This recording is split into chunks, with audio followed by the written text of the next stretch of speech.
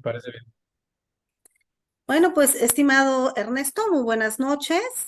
Bienvenido a esta primera sesión de la materia Derecho Romano de la Universidad José Vasconcelos.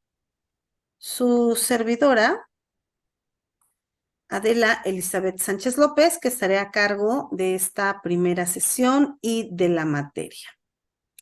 Vamos a comenzar hablando.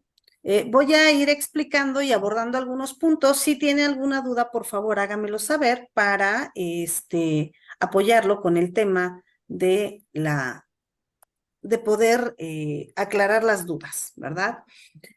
Ya vimos en la primera etapa del derecho romano la formación, la fundación de Roma, cómo hay toda una gran pasarela de emperadores y cómo también se hace necesario un cuerpo normativo para poder vivir en sociedad.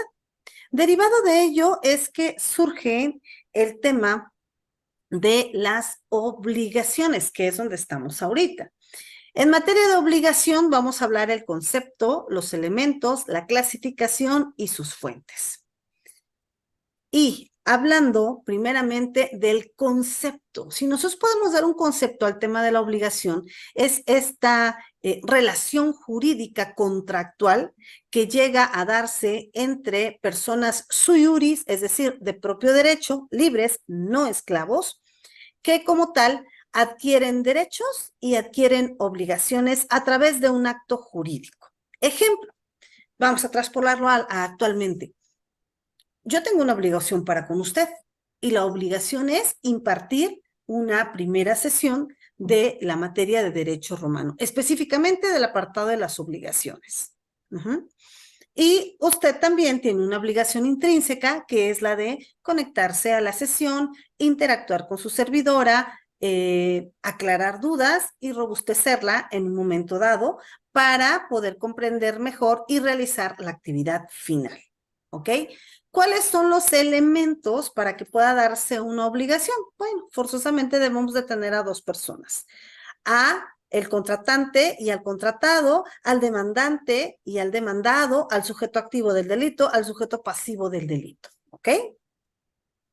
Y entre deudor y acreedor, que es el tema específico y lo más adecuado y acorde para hablar de las obligaciones en el derecho romano, debe de existir un vínculo, un nexum, una unión imaginaria que nos va a tener a ambos de la mano, como lo tenemos aquí, el vínculo entre el deudor y el acreedor.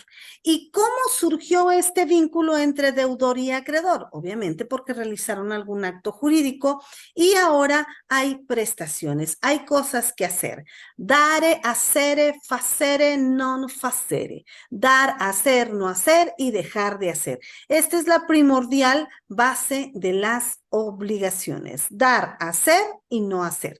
¿Cómo lo podemos ver aquí en el recuadro? Ajá. ¿Preguntas o dudas? No, todo bien. Muy bien, prosigamos entonces. Existen diversos tipos de obligaciones y aquí las vamos a manejar en estos rombos enumerados del 1 al 4, o del 1 al 5 más bien debería de ser. Por su naturaleza, dare, facere, non facere y praestare. Por su autonomía, antes de pasar a autonomía, dar, facere, hacer, no hacer y dejar de hacer. Ejemplo, estamos en una sesión. ¿Cuál es mi obligación? Dar la clase.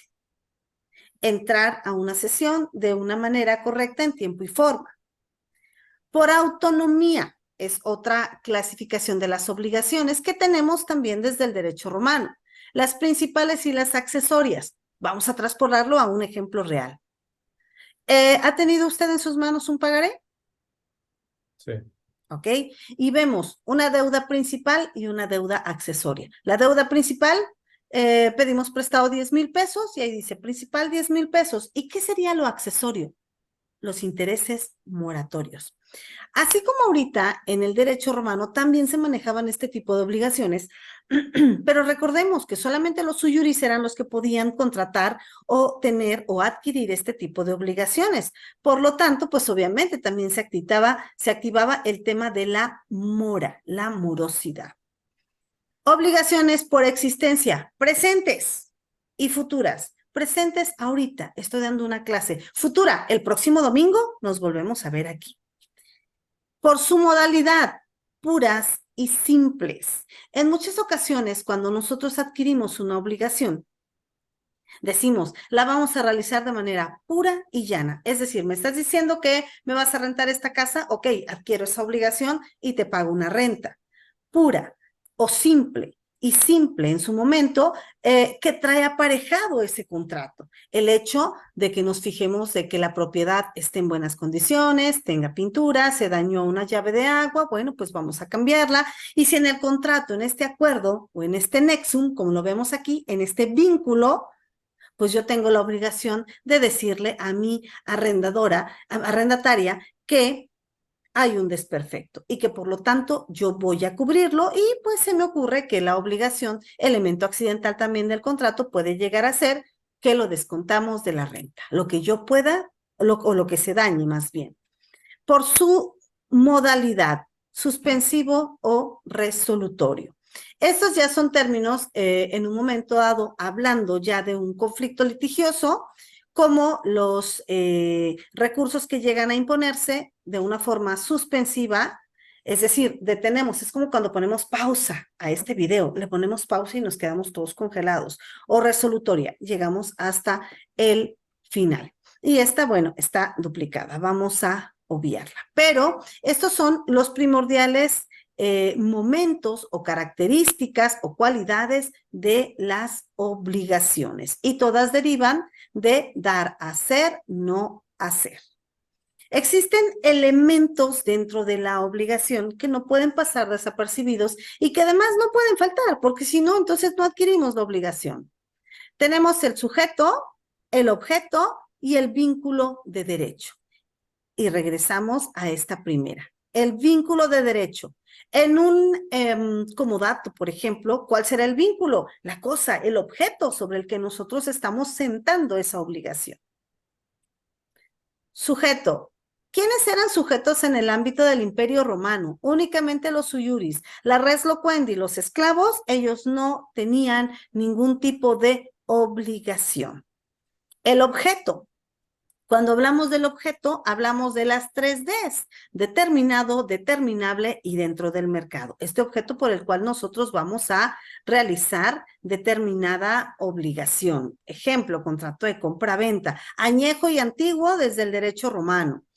Y obviamente este vínculo que surgía entre el comprador y el vendedor. Por eso aquí quise ponerle estas imágenes de personas suyuris. Aquí no vamos a ver a un esclavo, aquí no vamos a ver a una res loquendi, aquí no vamos a ver a una mujer, porque ni siquiera las mujeres podían realizar o someterse a alguna obligación. Era totalmente prohibido. Dentro de las fuentes, aquí quise poner la imagen de Justiniano, pero es importante señalar las etapas y los momentos. Para Gallo, las fuentes de las obligaciones eran el delito, el contrato y otras variables fuentes, otras varias fuentes. Para Justiniano, que es la que nosotros manejamos actualmente, era el delito, el contrato, el cuasicontrato y el cuasidelito, abordado en 4 rubros. En la Edad Media ya se queda directamente en el derecho romano el delito, el contrato, el cuasidelito y el cuasicontrato, o sea, arrastrando estas de Justiniano. Para el Código de Napoleón vemos al delito, al contrato, al cuasidelito, al cuasicontrato, y él ya nos aplica la ley. Para Planiol nos habla del contrato y de la ley. Para Messineo, la voluntad del deudor y la ley, y para De Molle, el contrato, la voluntad del deudor, la voluntad del acreedor, el hecho ilícito y la ley. Pero nosotros nos vamos a quedar con estos, los que en su momento hizo referencia Justiniano. El delito. Si nosotros nos vamos al delito como tal, y tenemos que señalar lo que dice el código, es este hecho que la ley califica como delito, que es típico, antijurídico y culpable. Bueno, el delito como tal es una fuente de obligación. ¿Por qué? Porque si yo privo de la vida a alguien, obviamente me van a meter a la cárcel y voy a pagar días multa. El delito hace su clasificación también en 2 vértices. un delito culposo y un delito doloso, un homicidio. Yo iba con toda la intención, desenfundé, centré y disparé.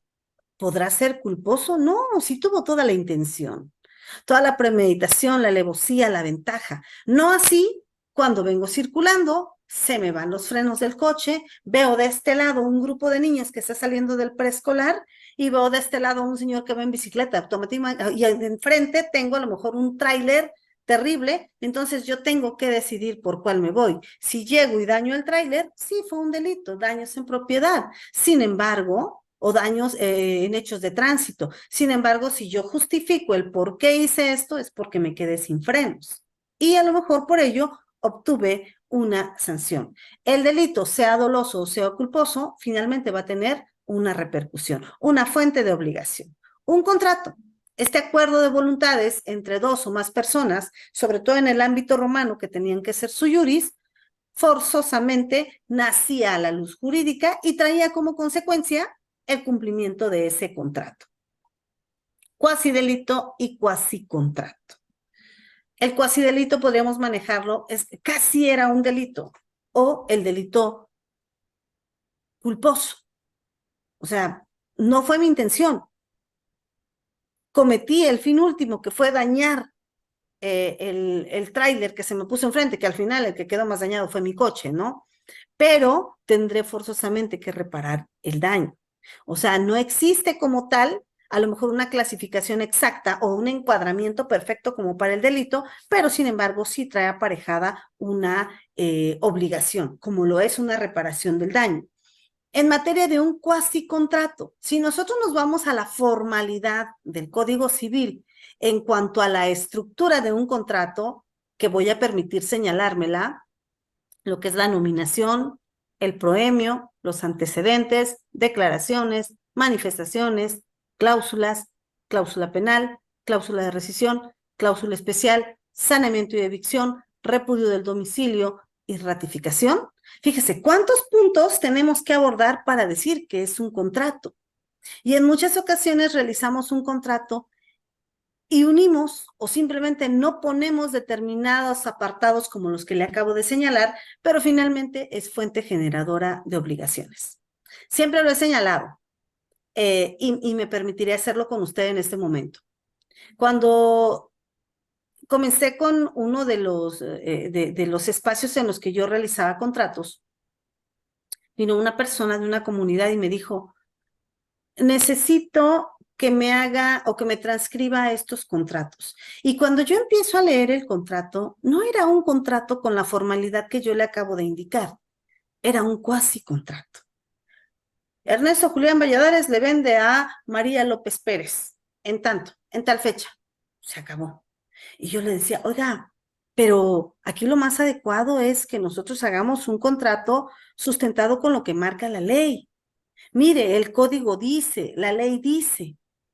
Lo que él me traía era un cuasi contrato, pero finalmente del lugar donde él venía se tenía que cumplir y era una fuente generadora de obligaciones.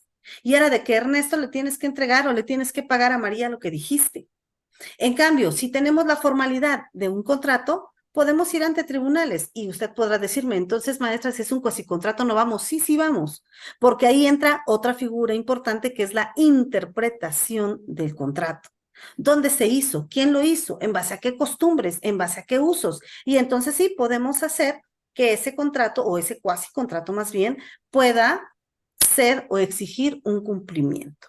En la primera instancia era el lugar donde venía, en base a sus autoridades, y posterior a ello venir a este distrito judicial. ¿Nos queda claro entonces, estimado Ernesto, esta fuente generadora de las obligaciones? Una duda nada más, por ejemplo, cuando son de palabra los contratos, ya sea en arrendamiento, en compraventa, precisamente, ¿no es como el cuasi contrato? Sí, O sea, sí. De hecho, por aquí tengo contratos verbales, pero lo vamos a acotar de una vez. En efecto, en un primer momento, como estos personajes del derecho romano eran sui juris y no necesitaban un documento por el cumplimiento de la palabra, a mí me tocó conocer todavía personas que me decían, no, licenciada, usted trabájeme y yo de que le pago, le doy mi palabra. Mi palabra es la ley y yo la cumplo. Pero hoy tenemos la palabra, tenemos documentos y tenemos un montón de demandas. Entonces, en un primer momento se manejaron los contratos verbis, los contratos verbales, los que podíamos realizar así de manera hablada, usted y yo. Pero posterior a ello, recordemos que en una etapa del momento, en una etapa y momento del derecho romano, Caracalla se encarga de darle ciudadanía al por mayor a muchas personas. Entonces, al darle ciudadanía, ¿quiénes se colaron para la ciudadanía? El populus, la res loquendi, es decir, el esclavo. Y ellos, pues, como que así mucha honorabilidad en aquel momento no la tenían. Y es así como surge a la luz los contratos literis, los contratos escritos, los contratos que ya llevaban inmerso un cumplimiento y que teníamos que firmarlo a través de testigos. Entonces, es también una clasificación de los contratos, que son los verbis, los literis, los stipulatio, la re, el consenso, que eso lo vamos a ver un poquitito más adelante, pero bueno, nos adelantamos por cuestión a su duda. ¿Puedo proseguir, Gracias. estimado Ernesto? Sí, Muchas sí, gracias. gracias. Ok. Contrato entonces. Quise poner este como tipo pergamino, que es la primera. El contrato es la primera y más importante entre las fuentes de las obligaciones en el derecho de la antigua Roma. En sentido lato, es la concorde manifestación de las voluntades de dos o más personas con el fin de construir, modificar o disolver una relación jurídica. En este sentido, el concepto de contrato coincide con el del acto jurídico bilateral. Es decir, debemos haber dos personas para que nos podamos obligar. Aquí solo trataremos de los contratos obligatorios, es decir, de los que están destinados a crear una obligación. Y en ese sentido más restringido, contrato es la concorde manifestación de la voluntad de dos o más personas, en virtud de la cual una de ellas promete una prestación y la otra acepta la promesa. Contrato bilateral. Sometemos forzosamente como sujetos la autonomía de nuestra voluntad. Sí, sí quiero comprarle, sí, sí quiero arrendarle, sí, sí quiero llevarme esta res loquendi y le voy a pagar en haces, en moneda romana, ¿ok?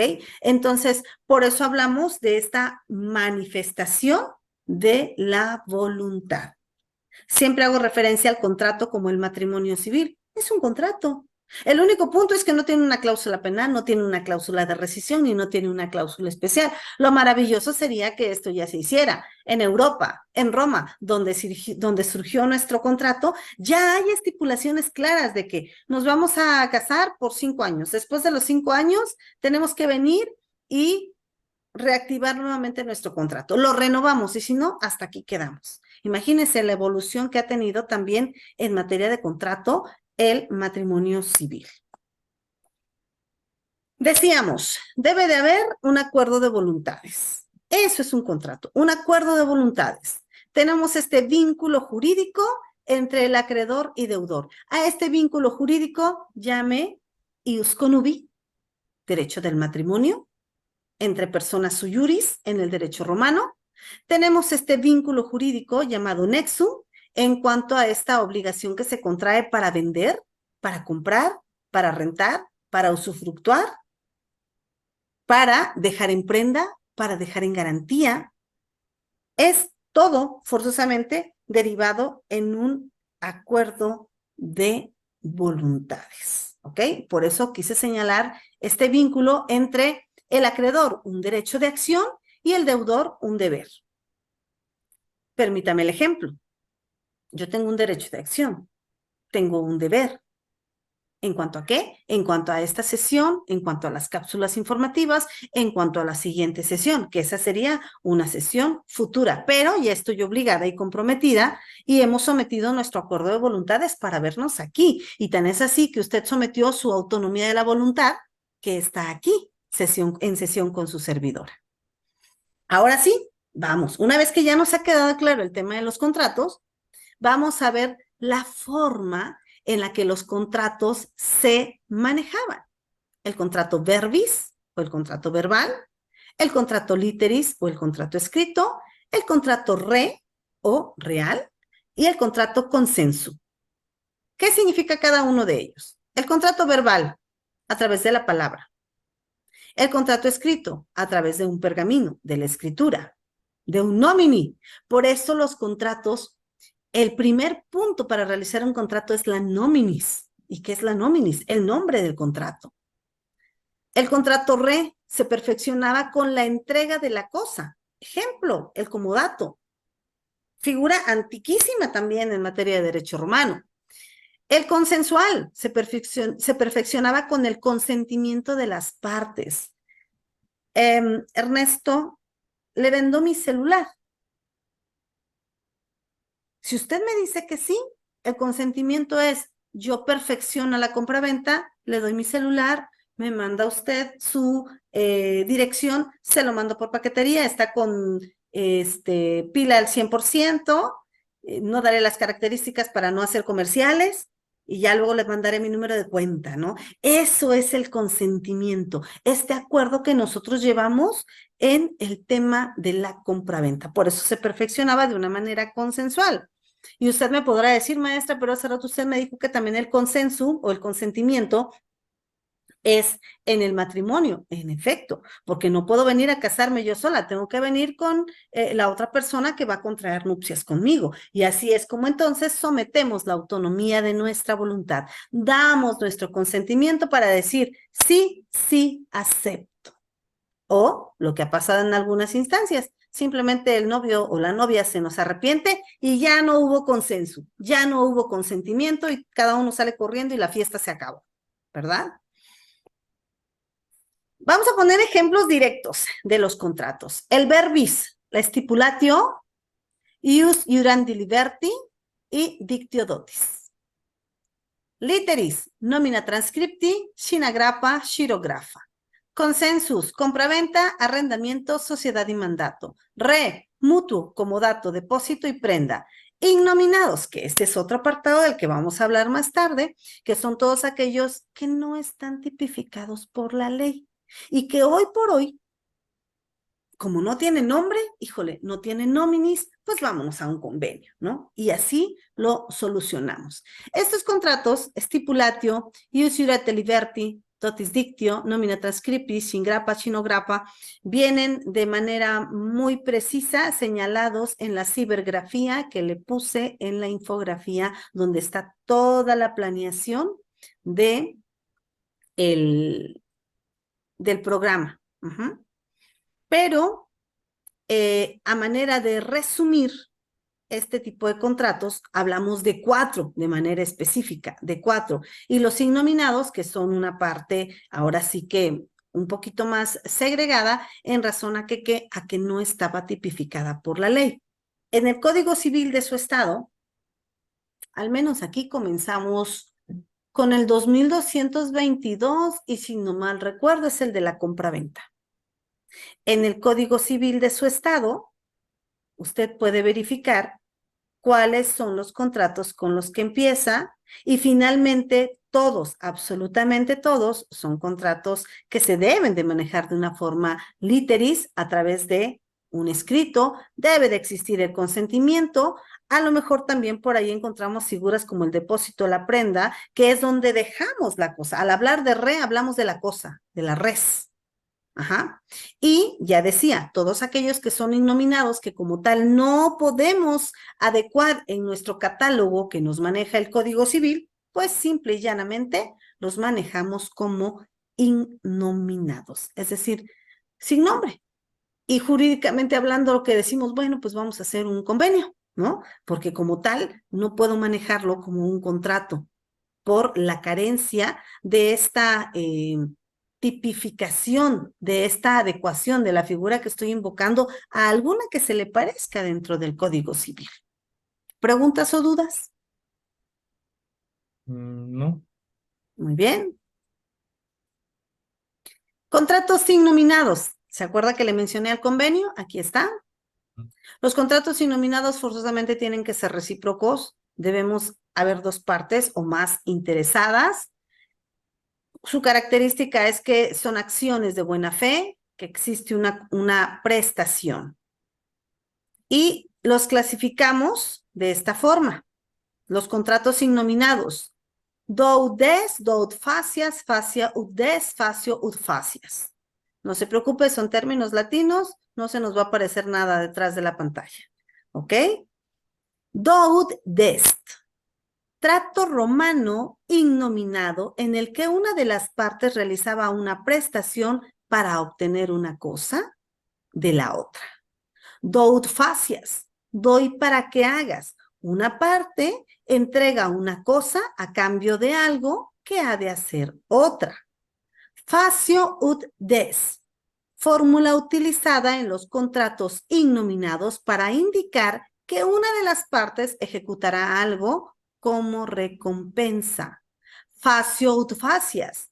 Fórmula utilizada en los contratos innominados para indicar que una de las partes ejecuta algo a la vista de la prestación de la otra, consistente también en un hecho. Esta es la clasificación de los contratos innominados, es decir, los que no tienen nombre, pero llevan inmersa una acción, una contraprestación, una cantidad monetaria o hasta un objeto inmerso en él. Estos contratos, por ejemplo, ahorita no están vigentes, ¿verdad? Mm, pues vamos a señalar que no, aunque ya en la práctica podríamos adecuar algunos. Ejemplo, ¿a poco le realizamos contrato de prestación de servicios al jardinero? No, No, generalmente no. no. Y hacemos un contrato verbis, porque ni siquiera lo escribimos. Le decimos, por ejemplo, yo que le digo aquí al chico de enfrente, a ver, Manuelito, ven y pódame el pasto y arréglame las plantas y ponle cultivo. Te voy a dar un dinero. ¿Cuál utilizaríamos? Do des, trato romano innominado en el que una de las partes realiza una prestación para tener una cosa de la otra. Yo te pago un dinero y tú vienes y me arreglas el jardín. Y así nos podemos ir con el pintor, con el mecánico, con el ojalatero, con el electricista que viene y que nos cambia focos. O sea, como tal, son contratos innominados, porque hasta ellos le van a decir, ay, licenciado Ernesto, ¿cómo cree que vamos a firmar un contrato de prestación de servicios profesionales? Y para empezar, yo ni profesional soy. Sí, claro, es usted profesional en la materia, porque mire qué bonito pinta. No, pero pues mejor hagámoslo solo así. Y nos quedamos en un contrato verbis. Y si estudiamos cada uno de los casos, vamos a darnos cuenta que son contratos innominados y alguno de ellos va a caer en estos rublos. Dot des, dot facias, facia ut des, facio ut facias. Ujú. Pero ya en términos Entonces, prácticos, por ejemplo, precisamente se puede dar el caso de que digas, no, págueme con la escalera esa que tiene o con X cosa. Y que alguna así atrevido diga, no, pues es que no me pagó. Y como no hay precisamente factura, no hay cheques, no hay, pues ahora sí que recibos de nómina o algo, y que él quisiera demandar, por ejemplo, a uno porque no le pagó, no sé, la lavada sí, del coche, la ajá, pintura, ahí este, tendríamos que correr a la figura de los testigos. Y si nos ponemos en una hipótesis más complicada, no hay testigos, ¿sí? ujú. Pero no hay testigos. Por eso, precisamente por eso, estimado licenciado, es que ahora todo lo tenemos que hacer formal con documentos para evitar ser sorprendidos. Y le decía, juzgados está lleno, atiborrado de pagarés, de contratos, eh, serie de documentos y de acuerdos de voluntades. Ujú. Y hoy ya no podemos creer en la buena fe, en que mi palabra es la ley y yo te cumplo lo que te digo. No, no, no. A mí me la hizo el herrero, le pagué, lo tuve que mandar a citar. Pero bueno, yo no pagué, no gasté en abogado y fue un contrato innominado, ¿sí? La ventaja es que le hice transferencias, le hice depósitos y todo yo lo tenía documentado. Bueno, entonces, ¿de qué es? Y en un mensaje me dijo, sí, pero es que mire, no he podido terminar su puerta. De ahí me agarré y dije, bueno, aquí dice que tú no me pudiste terminar la puerta y nunca me la entregaste. Sin embargo, tú mismo manifiestas que ya me pagaste todo. Pero Y por bueno, ejemplo, en una situación donde haya algún arrendamiento y que, pues digamos, no quiera desalojar el inmueble, como no hay pues, contrato presente de ahí, ajá. Podríamos manejar un contrato verbis y podríamos presentar a dos testigos. Eso es lo que se puede manejar. Hoy por hoy, muchos arrendadores tienen miedo de hacer contratos de arrendamiento porque dicen, híjole, es que ahorita con la nueva ley que salió, porque así me vino una cliente, ay amiga, fíjate que con la nueva ley que salió yo quiero hacer contrato para cortar entonces la antigüedad finalmente la antigüedad la haces. Aunque tú digas que tienes tantos meses o tantos años o que vas a firmar por qué te gusta un año y luego renuevas el contrato, forzosamente la otra parte, híjole, lo malo es que lo estoy diciendo a cadena nacional y esto va a quedar, la otra parte se va a quedar con su copia y va a decir, aquí está, esta es mi antigüedad. Ahí después, tras bambalinas, le diré cómo manejo yo el tema de esos contratos, pero tras bambalinas, para no evidenciarlos públicamente. Ok, Ok, y sí, recuerde hablarme, le voy a explicar cómo los manejo yo, ¿ok? ok, sí, Bueno. está bien. Ahí tiene, total tiene mi número. Elementos. Tenemos elementos esenciales, elementos naturales y elementos accidentales del contrato. Los esenciales, sin ellos no existe el contrato. Este contrato, esencia, vida del acto. La capacidad. En el derecho romano teníamos que la capacidad del hombre era a los 14, la mujer a los 12. Bueno, la mujer ni siquiera tenía capacidad. Posterior fue manejándose y tan es así que el Código Civil en muchas ocasiones dijo, ok, te puedes casar cuando tengas 14, cuando seas menor de edad, cuando tengas 16. Luego dijeron, no, el interés superior del menor y entonces no hay capacidad para poder contraer matrimonio. Entonces la capacidad era este atributo, vaya, de la persona física para poder realizar actos propios. El consentimiento, que ya lo hemos trillado, el objeto determinado, determinable dentro del mercado y la causa. ¿Para qué fin? ¿Para qué motivo? Ahorita difícil, bueno, se pone muy inmerso dentro del contrato la causa o el motivo o el fin. Pues compro el carro para mi servicio. Pues me rentas la casa porque aquí voy a vivir y no tengo casa propia, ¿no? Naturales. Estos están implícitamente comprendidos en el contrato. La condición, el término, el modo. Te la rento, pero no te puedes comer los frutos que están ahí. El término, en un año, en 6 meses, te tienes que salir. El modo, la vas a ocupar para casa habitación, no lo vas a ocupar para negocio. Uh-huh. Accidentales, también elementos del contrato, dependen de la voluntad de las partes y se modifican por efectos naturales, condición, plazo y cargo. Es que te dije que por 6 meses, pero ¿qué crees? Que me voy a salir antes. Así que el plazo de 6 meses se acorta. Me tengo que ir en 4 o 5 meses. Ajá. El cargo, es decir, ¿cómo te voy a pagar?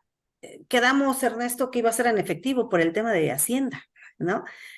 Pero no puedo ahorita pagarte, no nos podemos ver, dame tu tarjeta, te voy a transferir. Bueno, hazme un depósito sin tarjeta, ¿no? O sea, van modificándose muchas cosas en el camino. El sujeto, existencia de por lo menos dos personas ligadas a este vínculo jurídico. Y volvemos a recalcar sujeto activo o acreedor que puede exigir la ejecución de una obligación, el sujeto pasivo deudor que debe realizar la prestación y cumplir con la obligación adquirida. Es decir, te dije que te iba a pagar, te pago. No te pago en tiempo, pues demándame. Finalmente ya tienes mis datos, tienes mis generales en el contrato. Si es que hiciste un contrato LITEX, si es que hiciste un contrato formal. Y si no, pues tendrás que investigar todos los datos, porque a veces resulta que te firman y ya viendo bien dices, ah, caray, la firma del documento no concuerda con la firma de su INE. Por eso es muy importante que a todo documento, que a todo contrato que realicemos, actualmente no estamos en el derecho romano. En el derecho romano, grandes personalidades hacían contratos y créame, no se negaban a cumplirlas. Hoy, con firma, con huella, con testigos, con aval solidario, simple y llanamente se están escondiendo. Entonces, es un tanto complicado ahorita por el tema de la evolución y de que ahora ya cualquiera puede realizar contratos, ¿no? Era lo maravilloso del Imperio Romano que solamente el sui juris, el que tenía capacidad de poder soportar una obligación, la contraía. Uh-huh. Ok. Otro contrato que ha surgido a la luz jurídica también dentro del derecho romano fue la donación. Y la donación no es más que este acto en el que una persona que tenía capacidad de ejercicio, que tenía obviamente bienes que donar, transmitía la posesión, la propiedad de ese bien, con un ánimo o una intención libre. O sea, nadie lo obligaba a donar. Es como una figura muy similar a la del testamento, ¿no? En la que nosotros decimos cuál es nuestra última voluntad. Asimismo, la donación. Debía existir la aceptación del donatario para decir estoy aceptando lo que el donante me dice.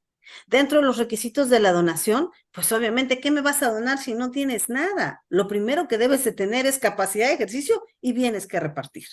Si no, no podemos donar nada. Las características. Estas donaciones podían ser condicionadas.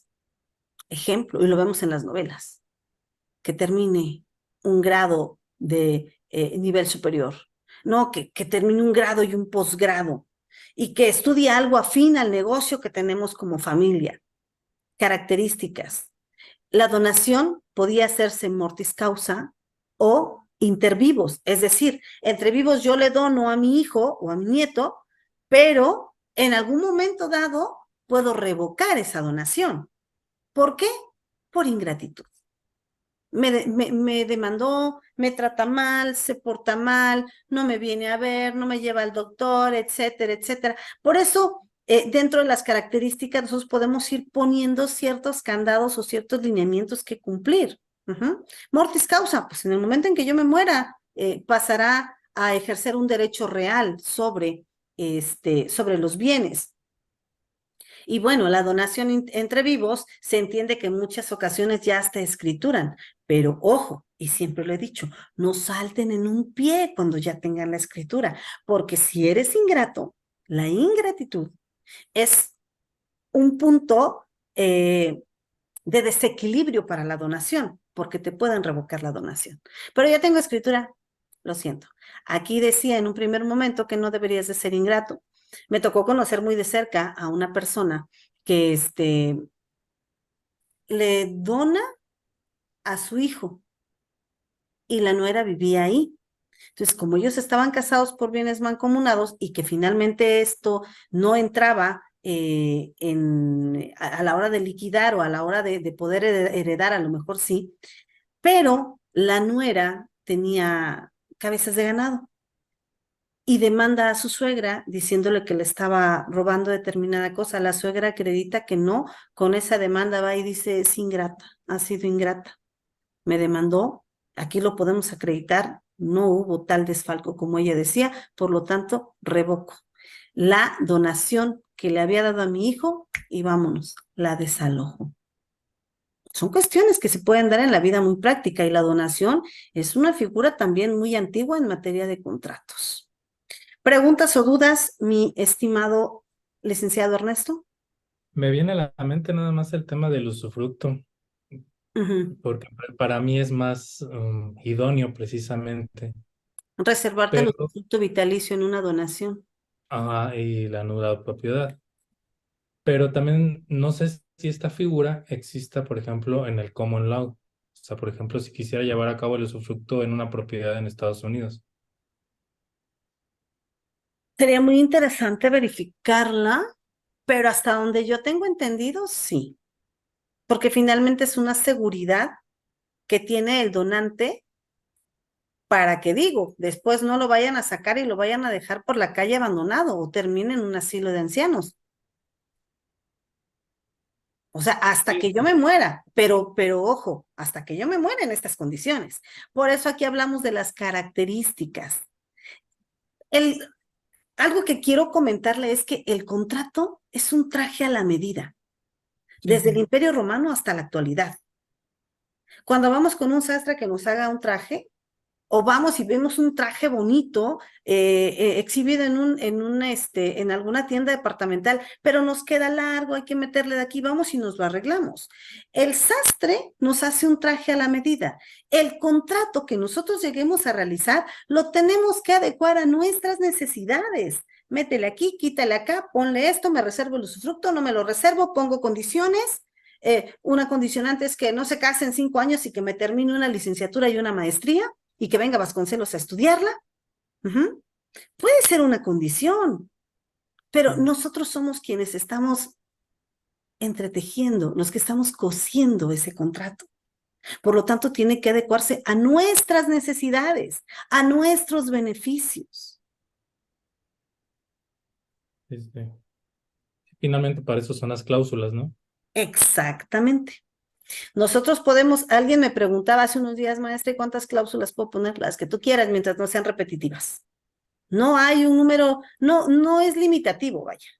Puedes poner las que quieras, siempre y cuando se adecue a tus necesidades. Ujú. ¿Me podría decir de nuevo nada más cuáles son los elementos que lleva formalmente el contrato? Que ahorita los Esenciales mencionó. o la Ahorita estructura. la estructura La que... estructura. Vamos. Sí. Esa pretendo, fíjese, pretendo que hagamos un testamento Ajá. y pretendo enseñárselo. Es nominación, que es el nombre que se adecua al Código Civil, porque entonces sería innominado. Una Ujú. nominación, proemio, que es donde damos el fundamento legal de la acción, del contrato que estamos realizando. Damos nuestros generales, decimos quiénes somos, tenemos capacidad de ejercicio, domicilio, CURP, correo electrónico. Ujú. Luego vienen los antecedentes. ¿De dónde? ¿Cómo adquirimos nosotros la propiedad del bien mueble o inmueble que estamos sometiendo a un contrato? Declaraciones, tanto del testador como del testado. Hablando de testamento, declaraciones, manifestaciones,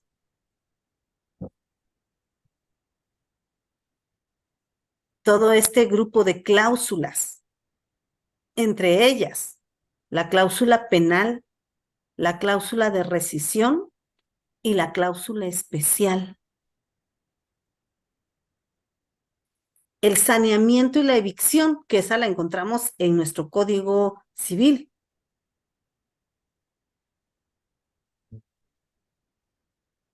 El repudio del domicilio, que es una figura que casi no ponemos. Y luego andamos persiguiéndolo por todos lados. A ver, y entonces, ¿quién conoce? Si tú desde el contrato dices que repudias cualquier domicilio futuro y te obligas y comprometes para el cumplimiento del contrato en este lugar, en el Imperio Romano, ¿sabe? No era necesario ponerlo, porque el imperio estaba muy bien conformado en municipios, en localidades, en ciudades. Y por lo tanto, al hacer el contrato en el Imperio Romano, forzosamente tenían que cumplirlo ahí. Pero hoy por hoy ya se nos fue a México, ya se nos movió a Oaxaca, ya se nos movió al norte y ahora para localizarlo. Y además en el contrato no dijimos que tenía que venir y cumplir aquí, en el lugar donde firmó el contrato. Por eso es importante el repudio del domicilio. Y la ratificación, que es esta frase con la que siempre terminamos los contratos, leído que lo fue y sabedores de su alcance legal, las partes lo firman y ratifican ante la presencia de los testigos que al final suscriben, quedando para constancia copia de identificación oficial de todos los intervinientes. Y listo. Lugar y fecha, las partes, comprador, vendedor, arrendador, arrendatario, donante, donatario y los testigos. Y obviamente es importante agregarle hoy por hoy copia de identificación porque, reitero, no estamos en el Imperio Romano. Forzosamente tenemos que hacerlos cumplir. Es raro, pero mucha gente, por ejemplo, no sabe que también se puede renunciar al derecho presente de un testamento. Y ¿Perdón? ahí en este caso, es que hay gente que, por ejemplo, no sabe que puede negarse a recibir el testamento, al inmueble, por ejemplo. Ujú, Y en ese claro. suceso, por ejemplo, ¿qué pasa? La masa hereditaria queda ahí pendiente, para los demás si hay. Y si no, recordemos el orden de sucesión, tanto en el Imperio Romano como aquí, Ascendientes o descendientes ascendientes, directos, descendientes, colaterales inminentes, hasta el cuarto primeros o... grado, concubino, concubinario o estado. Si nadie lo quiere, dice el estado, véngase para acá. la propia. Yo sí lo quiero para poner una oficina, Ok. ¿ok? Sí, Bueno, pues estimado Ernesto, agradezco mucho la interacción. Realmente se nos fue súper rápido el tiempo. Quedo a sus órdenes y mi promesa es que podamos trabajar mínimamente un contrato para poder robustecerlo con las figuras actuales, que de hecho es la actividad que va usted a realizar. ¿Ya vio su actividad final?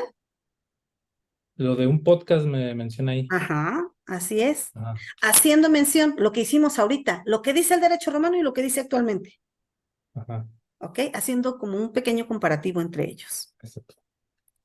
Sí, de hecho le comentaba porque pues me interesa mucho dominar precisamente el área de contratos, porque tengo presente algunos contratos que tengo que hacer tanto de prestación de servicios, de obras por encargo, de arrendamientos y hay unas propiedades que están en copropiedad y bueno, hay varios temas por ahí, entonces sí me sería muy útil también eso. Ujú. Sí, usted ya llevó contratos en materia civil porque este es obligaciones, pero finalmente el derecho romano es muy amplio y abarca también los contratos. Pues sí, he visto que es bastante amplio desde que vimos Derecho Romano uno. Pero precisamente la clase pasada que tuve fue Derecho Civil 3 que también habla de obligaciones. Obligaciones. Entonces, como que vamos ahorita parejito por ahí. Ajá, sí. Y de Ya alguna manera después de digo, eso, saltamos a contratos. ajá, y estoy precisamente ahorita viendo eso porque estoy haciendo parece que formalizando mi empresa y se vienen muchísimas cosas precisamente de eso. Porque presente hay que inscribirla, por ejemplo, al Seguro Social y hay que ver si damos de alta presente trabajadores y todo este tipo de cosas. Ujú. Entonces sí me interesa ver bien lo de los contratos. Perfecto, Ernesto. Pues por aquí nos vemos entonces la próxima sesión. Muchas gracias, nuestra. Que esté muy Tenga buen día. bien, cuídese Gracias. mucho y siga disfrutando su domingo. Gracias igualmente. Buenas noches. Buenas noches.